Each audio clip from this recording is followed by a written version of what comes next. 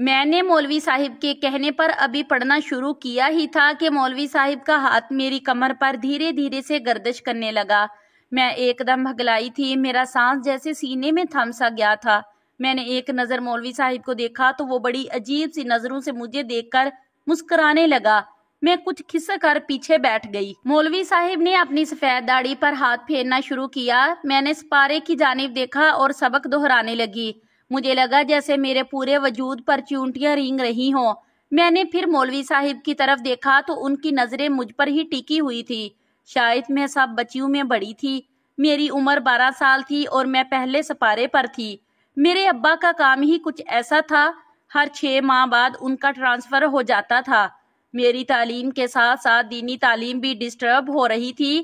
جس محلے میں اب ہم رہ رہے تھے وہاں مولوی صاحب نے ایک مدرسہ کھول رکھا تھا۔ بہت سے بچے اس مدرسے میں رہتے بھی تھے لیکن زیادہ تر لڑکے ہی رہتے تھے۔ ہمارا گھر اس مدرسے کے برابر میں تھا۔ امی نے مجھے بھی وہیں کلام پاک پڑھنے کے لیے بھیجنا شروع کر دیا۔ پہلے پہل تو مولوی صاحب نے بڑی شرافت دکھائی تھی، لیکن جب سے میں نے وہ دل دہلا دینے والا منظر دیکھا تھا اس کے بعد سے مولوی صاحب کی عجیب و غریب حرکتیں میرے ساتھ شروع ہو چکی تھی۔ کبھی سبق دیتے ہوئے وہ میرا ہاتھ پکڑ لیتے، کبھی میرے رخسار چھونے لگتے، کبھی مجھے اپنے پاس بٹھا کر میری کمر کو سہلانے لگتے۔ میں ان حرکتوں سے بے حد پریشان سی ہو کر رہ گئی تھی۔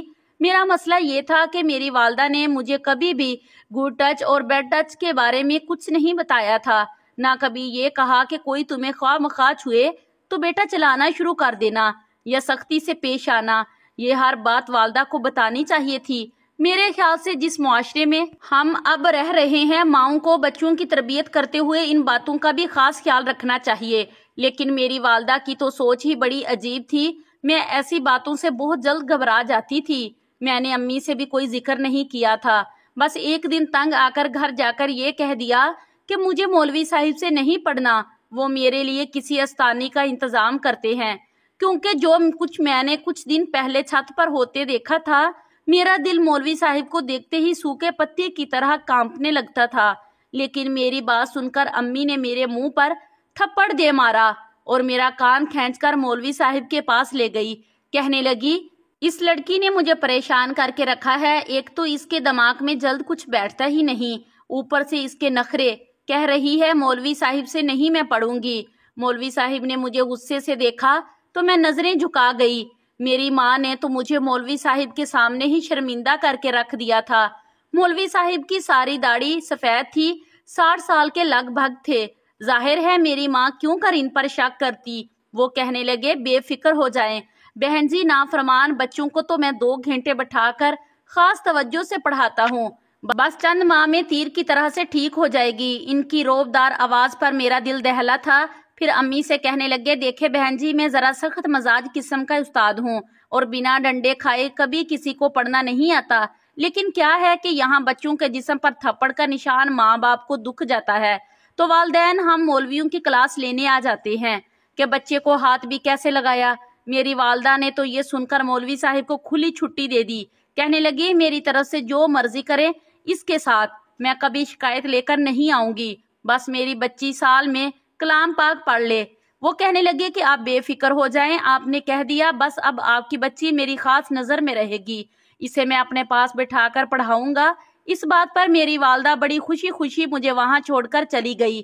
میں ڈری سہمی سامنے بیٹھی تھی۔ مولوی صاحب نے کرخت لہجے میں مجھ سے کہا، ادھر میرے پاس آ کر بیٹھو، تمہیں تو میں پوچھتا ہوں، گھر جا کر میری شکایتیں لگاتی ہو۔ یہ سن کر تو میری جان نکلی تھی۔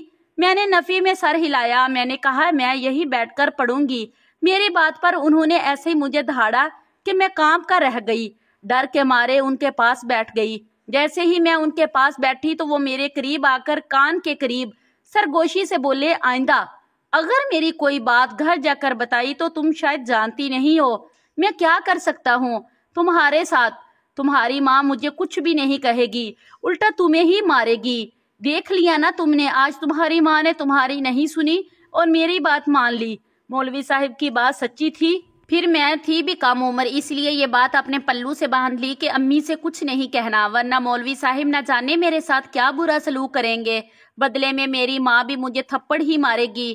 اس دن کے بعد سے تو مولوی صاحب کی گستاخیاں اور ان کی بڑھتی ہوئی بے باکیوں سے हाथ दर्जा खौफजदा सी मैं हो चुकी थी। जब तक मैं मौलवी साहिब के पास बैठी रहती, उनकी बेहुदा जुमलेबाजियां मुझे शर्म से पसीने से शराबोर कर देते थे। उनकी बढ़ती जसारतें मुझे हवास बाख्ता करती थी। वो मुझे मायनी खेज मुस्कुराहट से यूं देखते थे जैसे मेरी बेबसी का मजाक उड़ा रहे हों। मैं घर आती और आते ही मैं कमरे में जाकर फूट फूट कर रोने लगती, लेकिन मैं अम्मी से कुछ न कहती, क्योंकि मैं जानती थी कि ऐसा कहने का कोई फायदा नहीं है। मुझे याद आने लगा कि चंद दिन पहले मैंने छत पर क्या होते देखा था। इस रात जो हुआ था वो मेरे होश उड़ाने के लिए काफी था। गर्मियों की रातें हम लोग छत पर सोकर गुजारते थे। छत पर लाइन से सबकी चारपाइयां बिछी होती थी और स्टैंड फैन लगाकर हम सो जाते थे। मैं बहन भाइयों में सबसे बड़ी थी। बाकी मेरे 2 भाई मुझसे काफी छोटे थे। एक 4 साल का था और दूसरा 3 साल का। मैं रात को अपनी चारपाई पर गहरी नींद सो रही थी जब मुझे किसी की सिसकियों की आवाज सुनाई दी। उस वक्त कौन हो सकता था? मैंने उठकर पूरी छत को देखा, लेकिन सभी बेखबर सो रहे थे। मुझे वो आवाज बराबर वाली छत से आ रही थी जहां इन्हीं मौलवी साहिब का मदरसा था। छत पर बस एक ही कमरा था जिसकी खिड़की खुली हुई थी और एक मध्यम सी रोशनी इस कमरे में चल रही थी। सिसकियों की आवाज भी इसी कमरे से आ रही थी। मेरा दिल धक सा रह गया था। भला इस वक्त छत के कमरे में कौन यूं दबी दबी सिसकियों से रो रहा था? क्योंकि मदरसे के रिहायशी कमरे तो नीचे के पोर्शन में बने हुए थे, छत पर तो कोई भी नहीं जाता था। मुझे गालिब गुमान यही हुआ कि शायद किसी भूत प्रेत का साया हो, क्योंकि वही हो सकता है इस वक्त। इसी सोच ने मुझे कांपने पर मजबूर कर दिया। मेरी अम्मी की चारपाई मेरे बिल्कुल बराबर में थी। मैंने अम्मी का हाथ जोर से पकड़ लिया और आयतल कुर्सी का विर्द शुरू कर दिया, लेकिन वो सिसकियों की आवाजें मुसलसल मुझे आ रही थी। मैंने जोर से अपनी आंखें मीच ली और सोने की कोशिश करने लगी। अगले रोज जब मैं मदरसे गई तो मौलवी साहिब बादाम मिला दूध नोश फरमा रहे थे। कहने लगे, रात भर वजीफा करता रहा हूँ, बहुत कमजोरी महसूस हो रही है। एक तो ये जिनात के बच्चे भी मुझे बेहद परेशान करते हैं। इस वक्त बहुत सी खवातीन अपने बच्चे को नाजरे के लिए छोड़ने आई थी। मौलाना की बात सुनकर बड़ी मुतासिर नजर आ रही थी। एक औरत कहने लगी, जब भी मौलवी साहिब आपकी छत से किसी की सिसकियों की आवाजें आ रही, ये सुनकर मैं भी चौंकी थी। इसका मतलब वो आवाजें सिर्फ मुझे ही नहीं आई थी। मौलवी साहिब कहने लगे, जनात के बच्चों की थी। मैंने वजीफा शुरू किया कि मुझे तंग करने पहुंच गए थे। मैंने इन्हें बांध दिया।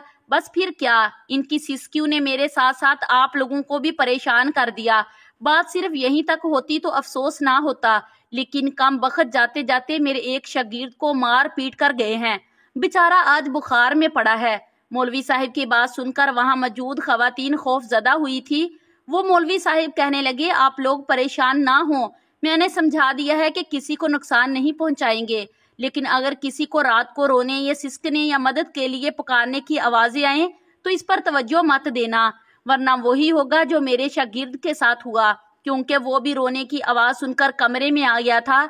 ये सुनकर तो सभी खवातीन घबरा गई थी। डर तो मैं भी गई थी, क्योंकि सिसकियों की आवाज तो मैंने भी सुनी थी। वो खवातीन बाहर चली गई। रात को फिर से मुझे वही सिसकियों की आवाजें आने लगी। इस बार तो मेरी हिम्मत भी ना हुई कि आंखें भी खोलूं। मैंने चारों कुल पड़े और सोने की कोशिश करने लगी, लेकिन इसके बाद जो कुछ मेरी आंखों ने देखा वो देखकर मेरे होश उड़ गए थे। खौफजदा सी होकर रह गई थी। अगले रोज जब मैं मदरसे गई तो सबक पढ़ने के दौरान मैंने उसी को देखा। उसके चेहरे की रंगत बिल्कुल पीली पड़ चुकी थी। मैं इसे देखकर दंग सी रह गई थी। मौलवी साहिब मुसलसल इसी को घूर रहे थे। वो डरा सहमा मेरे बराबर में बैठ गया और कलाम पाक याद करने लगा। उसकी आवाज यूं थी जैसे रो रहा हो। मुझे इस पर तरस आने लगा था। उसकी उम्र 7 से 8 साल से ज्यादा की ना थी, और जो कुछ मैंने उसके साथ होते देखा था मेरे होश उड़ गए थे। मैंने उसके चेहरे की तरफ देखा तो उंगलियों की चाप अब भी उसके रखसार पर नजर आ रही थी। वो साथ साथ पढ़ रहा था, साथ साथ अपने आंसू पूंज रहा था। उसके बाजू से कमीज हटी तो मैं देखकर लर्ज कर रह गई कि उसके बाजू पर किसी ने बुरी तरह दांत गाड़े थे कि मैं झुरी झुरी लेकर रह गई थी। कुछ देर के लिए मौलवी साहिब उठकर बाहर गए, क्योंकि मोहल्ले के एक साहिब ने इन्हें हदिये में काफी कीमती तोहफे भेजे थे। जैसे ही मौलवी साहिब बाहर गए तो मैंने इस बच्चे से कहा, कल रात तुम छत पर क्या करने गए थे, जब तुम्हें पता था कि मौलवी साहिब जिनको काबू करते हैं? मेरी बात सुनकर इस बच्चे की रंगत उड़ी थी। दाएं बाएं देखने लगा कि मेरी बात किसी ने सुनी तो नहीं। फिर मुझसे धीमे लहजे में कहने लगा, ये मौलवी झूठ बोलता है बुड्ढा, कहीं का कोई जिन नहीं होता। ऊपर ये सुनकर मुझे हैरियत हुई थी। मैंने कहा, फिर तुम ऊपर क्या कर रहे थे और तुम्हारे चेहरे पर और बाजू पर ये निशान कैसे हैं? मेरी बात सुनकर एक सिसकारी उसने बड़े करब से भरी थी कहने लगा, आज खुद देख लेना। ये कहकर वो मेरे पास से उठकर चला गया। मैं उसकी बात पर सोच में पड़ गई, क्योंकि रात को मैंने इसे छत के कमरे से निकलकर भागकर सीढ़ियां उतरते देखा था और उस वक्त वो बुरी तरह से रो रहा था। पहले तो मैं समझी कि शायद जिन का बच्चा है, लेकिन जब इसे मदरसे में देखा तो समझी कि शायद ये जिन के बच्चे को देखने गया था, इसीलिए जिन्नों ने इसकी ये हालत की है। लेकिन अब इसके बात सुनकर मैं सोच में पड़ गई थी। शायद बात कुछ और थी। इस रात मैं सोई नहीं थी, अपनी चारपाई पर लेटी रही, लेकिन मेरी नजरें सामने मदरसे की छत पर ही टिकी हुई थी। कुछ देर बाद जो कुछ मेरी आंखों ने देखा एक दिल दहला देने वाला मंजर था। मौलवी साहिब एक 10 साला बच्चे को अपने साथ छत पर लेकर आए और इसे बुरी तरह से घूरते हुए खामोश रहने का इशारा कर रहे थे। वो बच्चा हाथ जोड़े बिना आवाज निकाले इशारा उसकी मन्नत समाजी कर रहा था, लेकिन वो इस लड़के को कमरे में लेकर उसके बाद इस बच्चे की दबी दबी सिसकियों की आवाजें आने लगी। मुझे समझ नहीं आ रहा था कि मौलवी साहब इस बच्चे के साथ ऐसा क्या कर रहे हैं कि वो रो रहा है, सिसक रहा है। 2-3 घंटे ऐसे ही आवाजें आती रही। इसके बाद जब दरवाजा खुला तो वो बच्चा बुरी तरह से रो रहा था और ठीक से चल भी नहीं पा रहा था और मौलवी साहिब अपनी दाढ़ी पर हाथ फेर रहे थे। चेहरे से बड़े हशाश बिशाश लग रहे थे। मैं सोच में पड़ गई थी कि वो क्यों रात को बच्चे को कमरे में ले जाकर मारते हैं और लोगों से ये क्यों कहते हैं कि जिनके बच्चे रोते हैं और वो वजीफा करते हैं। बहरहाल मुझे ये देखकर दुख भी हो रहा था और मौलवी साहिब के झूठ बोलने की वजह भी समझ नहीं आ रही थी। तीसरी रात मैं सोच चुकी थी कि आज मैं उनकी छत पर जाकर देखूंगी कि आखिर उनकी छत पर होता क्या है और वो क्यों बच्चों को मारते हैं। जैसे ही रात गहरी हुई मौलवी साहिब फिर से एक बच्चे को छत पर ले आए और कमरे में ले गए। मैं अपनी चारपाई से उठी और धीरे से मोहतात कदम उठाती हुई मौलवी साहिब की छत की दीवार के पास जाकर खड़ी हो गई। वो दीवार ज्यादा ऊंची न थी, मैं बआसानी उनकी छत पर जा सकती थी। मैं धीरे से दीवार की मुंडेर पर बैठी और दूसरी जानिब उतर गई। अब मुझे इस सिसकियों की आवाजें को सुनना था जो धीरे धीरे मुझे आ रही थी। मैं जलती हुई धीरे कमरे की खिड़की के पास जाकर खड़ी हो गई। अभी भी मदन से रोशनी कमरे को रोशन किए हुए थी। जो मंजर मैंने अंदर होते देखा मेरी रूह लर्ज गई थी। मैंने फौरन से अपने मुंह पर हाथ रखकर अपनी बेख्तियार उठने वाली चीख दबाई थी। मेरी आंखें फटी की फटी रह गई थी। ऐसा रूह को फना कर देने वाला मंजर मैंने 12 साल की उम्र में पहली बार देखा था कि मैं कांप कर रह गई थी। बेइख्तियार मैंने अपने कदम पीछे को लिए, लेकिन एकदम से मैं एक पत्थर से टकरा कर गिरी थी। मेरे मुंह से बेइख्तियार चीख निकली थी। 400 खामोशी थी, इसलिए मेरी चीख फजा में गूंजी थी। मैंने पलटकर भी नहीं देखा और भागकर दीवार फलांग अपनी चारपाई पर लेट गई। मेरा दिल इतनी जोर से धड़क रहा था कि जैसे सीना शगाफ करके बाहर निकल आएगा। अगले 2 रोज तक मैं बुखार में तपती रही। मैं आंखें बंद करती तो वही कुर्बनाक मंजर मेरी आंखों के सामने आ जाता। वो एक 10 साल का बच्चा था जो ऊपर छत पर लेटा था। उसके दोनों हाथ पीछे को बांधे गए थे, उसके मुंह में रुमाल ठोंसा हुआ था और जो शर्मनाक हरकत उसके साथ की जा रही थी इसे बयान करने के लिए मेरे पास अल्फाज भी नहीं थे। मैं दोबारा इस मौलवी की शक्ल भी नहीं देखना चाहती थी जो होश का भूखा था, लेकिन मेरी माँ की नजरों में वो बहुत नेक था। मेरे बार बार मना करने पर भी वो मुझे इस मौलवी साहिब के पास छोड़कर आने लगी। अब उसकी हरकतें और नजरें मुझ पर दूसरे अंदाज से उठ रही थी। एक बार तो उस शख्स ने हद ही कर दी थी। मुझसे कहने लगा, कमरे में जाकर सबक याद करो। मैंने साफ इनकार कर दिया, क्योंकि जो कुछ मैं इसे करते देख चुकी थी मुझे इससे वैसे भी खौफ महसूस होता था। मेरे इनकार पर उसने बड़ी गुस्सीली नजर से मेरी तरफ देखा। फिर उसने वहां आने वाले नाजरा के बच्चों को ये कहकर छुट्टी दे दी कि वो जिन वाला वजीफा करने लगा है और जो लड़के उसके पास वहीं मदरसे में रहते थे इन सब को कहा कि वो अपने अपने कमरों में चले जाएं और अपने कान बंद कर लें। ये सब सुनकर मेरी जान निकली थी। मैंने भी अपना सपारा हाथ में लिया और जाने के लिए खड़ी हो गई, लेकिन अगले ही लम्हे वो बुढ़ा मौलवी बड़ी फिरती से उठा, मेरा हाथ मजबूती से पकड़ लिया। उस वक्त उसकी आंखें गुस्से और न जाने किस जज्बे के तहत सुर्ख थी। कहने लगा, मेरी टो लगाने का तुझे बड़ा शौक है ना? खिड़की से चुप कर देखती हो कि मैं क्या कर रहा हूँ। यही सुनकर तो मेरी जान निकल गई थी। तो क्या वो मौलवी मुझे देख चुका था? मैंने कहा, मेरा हाथ छोड़ो, मुझे अपने घर जाना है। उस वक्त तक सब बच्चे जा चुके थे। वहां पर रहने वाले लड़के भी डरे सहमे ऊपर चले गए। اس بڈھے مولوی نے میرے منہ پر ہاتھ رکھا اور میری آواز کو دبانے کی کوشش کرنے لگا۔ پھر مجھے نیچے بنے کمرے میں لے گیا جہاں ایک چارپائی رکھی تھی۔ اس نے مجھے چارپائی پر زور سے پھینکا اور دروازہ بند کر دیا۔ میں جلدی سے اٹھ کر کھڑی ہو گئی۔ وہ بڈھا کہنے لگا کہ تو 60 سال کا تھا لیکن اس میں طاقت بہت زیادہ تھی، یا شاید میں عمر میں کم تھی، چاہ کر بھی میں اپنا بچاؤ اسے نہیں کر سکتی تھی۔ میرے سر پر بندھا اسکارف اس نے بڑی بے دردی سے اتار کر پھینکا تھا۔ میں چلانے لگی تو میرے منہ پر بڑی زور سے تھپڑ مارنے لگا، پھر اپنے کندھے پر رکھا رومال اتار کر میرے ہاتھ پیچھے کو باندھنے لگا۔ میں مسلسل چلائے جا رہی تھی لیکن میری پکار سننے والا کوئی نہ تھا۔ دن کے وقت بھی میری چیخو پکار پر میری مدد کو کوئی نہ پہنچا۔ شاید سب کو یہی لگ رہا تھا کہ مولوی صاحب پھر سے جن پکڑ رہے ہیں۔ اس شخص نے میرے منہ میں بھی رومال ٹھوس دیا۔ میری آنکھوں سے آنسو بہنے لگے۔ میں ایک 60 سالہ مولوی کی ہوش کا نشانہ بن چکی تھی۔ موت سے پہلے مر جانا کسے کہتے ہیں یہ شاید اس وقت مجھ سے بہتر کوئی نہیں جانتا تھا۔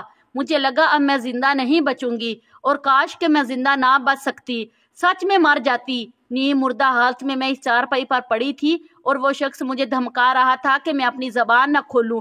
میں یوں تھی کہ کوئی بے جان وجود۔ وہ شخص کمرے سے جا چکا تھا اور مجھے اپنے آپ سے نفرت محسوس ہو رہی تھی۔ میرے ہاتھ اب آزاد تھے لیکن مجھے لگا کہ میں ابھی بھی بندھی ہوئی ہوں۔ مجھ میں اتنی سکت نہ تھی کہ ہل بھی سکتی۔ میری آنکھوں سے آنسو ٹوٹ ٹوٹ کر نکل کر بہہ رہے تھے۔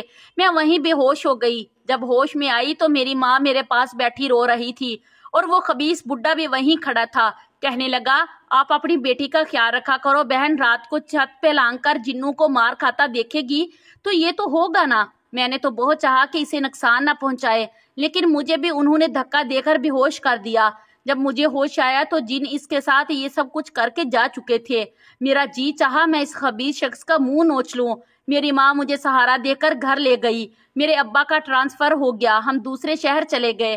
میں بالکل گم سی ہو چکی تھی۔ میری ماں مجھ سے بات بھی کرتی تو میں جواب نہیں دیتی تھی، مگر ایک ماہ بعد جب میری طبیعت بگڑنے لگی، میری ماں جب مجھے ڈاکٹر کے پاس لے کر گئی تو پتہ چلا کہ میں حاملہ ہوں۔ میری ماں تو وہیں دہاڑے مار مار کر رونے لگی، کہنے لگی یہ سب کیسے ہو گیا؟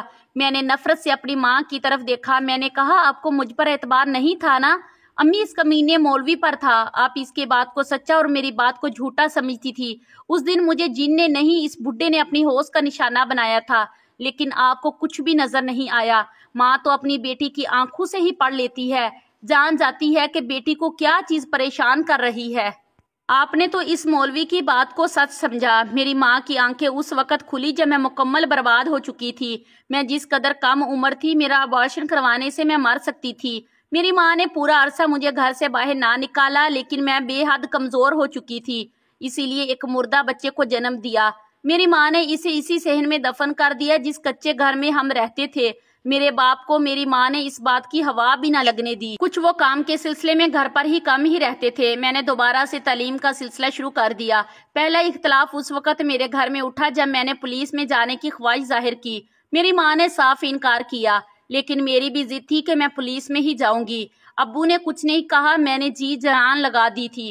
پولیس کی ڈیوٹی جوائن کی۔ اپنی انتھک محنت اور ایمانداری سے میں بہت جلد اپنے سینئرز کی نظر میں اپنا مقام بنا چکی تھی، لیکن جب بھی میرے پاس ایک ایسے مولوی کا کیس آتا جو قرآن پاک کی تعلیم کے بہانے بچے بچیوں کے ساتھ اسکول ایکسپیریمنٹ کرتا تھا، میں اس کا ریمانڈ خود لیتی تھی۔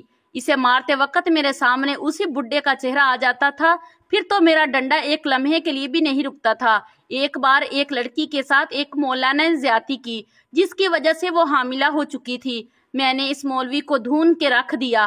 اس کی ماں بہت رو رہی تھی۔ میں اسے تسلی دینے لگی کہ جب اس لڑکی کا دادا روتا ہوا وہاں پہنچا، اسی 80 سالہ بڈھے کو دیکھ کر میرے ہوش اڑے تھے۔ 12 سال بعد میں اسے دیکھ رہی تھی۔ اس 80 سالہ شخص کو دیکھ کر میری اذیت جیسے پھر سے نئی ہو گئی تھی۔ وہ وہی بڈھا شخص تھا جس نے مجھے برباد کیا تھا اور آج مجھ سے اپنی ہی پوتی کے ساتھ ہوئی زیادتی کے لیے ہاتھ جوڑ کر منت سماجت کر رہا تھا۔ میں نے کہا کہ آپ کو پورا یقین ہے کہ اس مولوی نے ہی آپ کی پوتی کو برباد کیا ہے؟ ہو سکتا ہے کہ کسی جن نے اسے ہوش کا نشانہ بنایا ہو۔ میری بات سن کر وہ چونک کر مجھے دیکھنے لگا۔ میں نے کہا مولوی صاحب مکافاتی عمل ہے، مولانا صاحب جو بویا ہے وہی کاٹنا تو پڑتا ہے۔ ہو سکتا ہے کہ آپ کی پوتی کو برباد کرنے والا بھی آپ کا ہی کوئی شاگرد ہو جسے آپ چھت پر لے کر جاتے تھے۔ میری بات سن کر وہ شخص دل پکڑ کر وہیں کرسی پر بیٹھ کر رونے لگا۔ میری آنکھوں میں بھی آج بھی اس شخص کے لیے صرف اور صرف نفرت بھری ہوئی تھی۔ پلیز اگر آپ لوگوں کو میری ویڈیو اچھی لگی ہے تو میری ویڈیو کو لائک کریں اور شیئر کریں اور میرے چینل کو سبسکرائب کریں تاکہ میں اپنی ہر اچھی آنے والی ویڈیو آپ لوگوں تک ضرور شیئر کر سکوں۔ تب تک کے لیے مجھے اجازت دیجیے۔ شکریہ۔ اللہ حافظ۔